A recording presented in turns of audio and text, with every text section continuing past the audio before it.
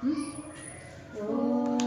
పార్థాయ ప్రతిబోధితాం భగవతా నారాయణేన స్వయం వ్యాసేన గ్రథితాం పురాణమునినా మధ్యే మహాభారతం అద్వైతామృతవర్షిణీ భగవతి అష్టాదశాధ్యాయిని అంబ త్వామనుసందదామి భగవద్గీతే భవద్వేషిణి. ఈరోజు భగవద్గీతలో విభూతి యోగం నందు మనం 6వ శ్లోకము, అంటే కులాలను బట్టి వర్ణాలను బట్టి మనం తెలుసుకున్నాము. మహర్షయః సప్తపూర్వే చత్వారమనవస్తత మద్భావ మనసా జాత ఏషాం లోకమిమః ప్రజః.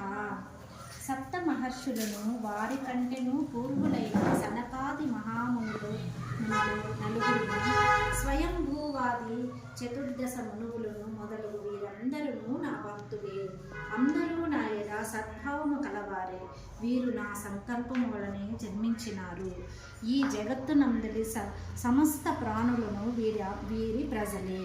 అంటే భగవంతుని సంకల్పంతో జన్మించిన వీరి నలుగురు సంతానమే ప్రజలందరూ అని ఈ శ్లోకం ద్వారా మనకు తెలియజేసినది. అట్లే మనము భగవంతుని పట్ల కులం గురించి వర్ణాల గురించి మనకు దేవుడు ఏమని చెప్పినాడో దీంట్లో చూస్తాము. ఈ శ్లోకం చదువు. జ్ఞాన కర్మ సన్యాస యోగం నందు చాతుర్వర్ణం మయా సృష్టి గుణకర్మ విభాగస తస్య కర్తారమపి మాం విద్యాకర్తారమవ్యయం. బ్రాహ్మణ క్షత్రియ వైశ్య శూద్ర వర్ణములన వారి వారి గుణకర్మలను అనుసరించి వేరువేరుగా సృష్టించి తిని ఈ సృష్టి కార్యక్రమములకు నేనే కర్తనైనను శాశ్వతుడైనను పరమేశ్వరుడైనను నన్ను వాస్తవంగా అకర్తగా తెలుసుకును. అంటే మళ్ళీ మోక్ష సన్యాస యోగంలో కూడా చెప్పినారు చూడండి. బ్రాహ్మణ క్షత్రియ విషాం శూద్రాణాం చ పరంతప కర్మాణి ప్రవిభక్తాని స్వభావ ప్రభ వైర్గుణ్యై. ఓ పరంతప, బ్రాహ్మణ క్షత్రియ వైశ్యుల కర్మలను అట్లే శూద్రుల కర్మలను వారి వారి స్వాభావికములైన గుణములను బట్టి విభజింపబడినవి. అంటే వారి స్వాభావిక గుణములను కర్మలను బట్టి వర్ణాలు విభజింపబడినవి. వంశం పట్టి కాదు. కుల భేదాలు అనేటివి ముందు కూడా భగవంతుని దృష్టిలో లేవు. ఏ వృత్తిని బట్టి వాళ్ళు వర్ణాన్ని సృష్టించబడినది అనేది గుణాన్ని బట్టి, గుణమును బట్టి, కర్మలను బట్టి. కర్మ అంటే పని, వారు చేసే పనిని బట్టి వర్ణము విభజింపబడినది అనేది భగవంతుడు మనకు తెలియజేస్తున్నాడు. అర్థమైనా? మళ్ళీ కర్మ సన్యాస యోగం నందు విద్యా వినయ సంపన్నే బ్రాహ్మణే కవిహస్తిని సునిచైవ స్వపాకేచ పండితః సమదర్శనః. జ్ఞానులు విద్యా వినయ సంపన్నుడైన బ్రాహ్మణుని యందును, గోవు ఏనుగు కుక్క మొదలగు వాణి యందును, చండాలుని యందును సమదృష్టిని కలిగి ఉందురు. అంటే గుణం మన విద్యా వినయ సంపన్నే బ్రాహ్మణే గవిహస్తిని.